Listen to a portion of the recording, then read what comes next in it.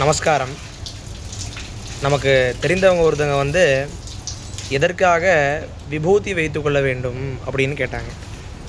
அதாவது பார்த்தோம் அப்படின்னா, சித்தாந்தத்தில் சொல்லும் பொழுது சிவ சின்னங்கள் அப்படின்னு என்ன சொல்கிறாங்க அப்படின்னா, விபூதி, ருத்ராட்சம், பஞ்சாட்சரம், இது மூன்றையும் சிவ சின்னங்களாக சொல்கிறாங்க. அந்த மாதிரி நம்ம நெற்றியில் எப்பயுமே நம்ம திருநீர் வைத்து கொண்டே இருக்க வேண்டும். நம்ம எவ்வளோ பெரிய விதேசம்னு சொல்லக்கூடிய எங்கு சென்றாலும், எந்த சூழ்நிலையில் நாம் இருந்தாலும் கூட நமக்கு எப்பொழுதும் பாதுகாப்பாக இருப்பது அந்த திருநீர் அப்படின்னு சொல்கிறாங்க.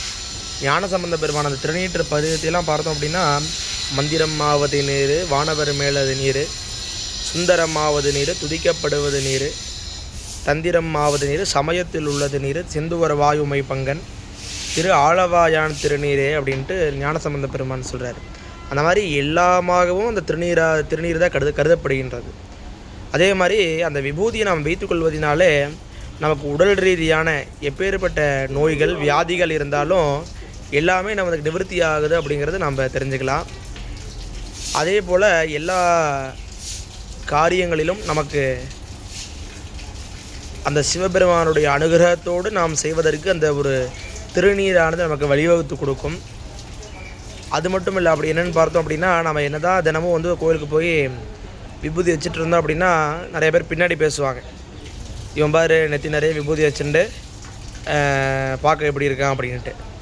அதாவது அந்த சைவம், அந்த ஆன்மீகங்கிற ஒரு பெரிய ஒரு விஷயத்துக்குள்ளே அதனுடைய ருசி தெரிஞ்சவாக மட்டும்தான் அதனுடைய மகத்துவம் தெரியும். அதை பற்றி தெரியாதவர்கள் என்ன வேணாலும் பேசிகிட்டே தான் இருப்பாங்க. அந்த மாதிரி அதை உணர்ந்து செயல்பட வேண்டும். நாம் தேவாரமே பாடினாலும் கூட அதனுடைய அர்த்தத்தோடு அதை நாம் தெரிந்து பாடணும் அப்படின்னா அதனுடைய ஈடுபாடு நம்மிடம் மிகவும் அதிகமாக இருக்கும். அதனால் அப்பேற்பட்ட திரு நாவுக்கரச பெருமானுக்கு சூளை நோய் வந்த பொழுது அவங்களுடைய தமக்கையார் திலகவதியார் பார்த்தோம் அப்படின்னா அந்த திருநீற்று பதிகம் பாடி சுவாமிக்கு அபிஷேகம் பண்ண அந்த திருநீரை கொண்டு வைத்து சூளை நோய் போனதாக வரலாறு சொல்லப்படுகின்றது. அந்த மாதிரி நமக்கு முன்னதாக சைவத்தினுடைய சமயாச்சாரியர்களே இருந்தவாளையே அதனுடைய உதாரணமாக இருக்கும் பொழுது நாமளாக இப்போ ஏமாத்துறதுனால எப்பயுமே நம்ம விபூதி வைத்து கொண்டு இருக்க வேண்டும். நம்முடைய சந்ததிக்கும் அதை நமக்கு அடுத்து நாம் மட்டும் நீங்கள் மட்டும் கோயிலுக்கு போய் இது பண்ணால் பத்தாது. அடுத்தவங்களுடைய குழந்தைகள் எல்லாருமே இறை வழிபாட்டில் நம்மை ஈடுபடுத்தி கொள்ள வேண்டும்.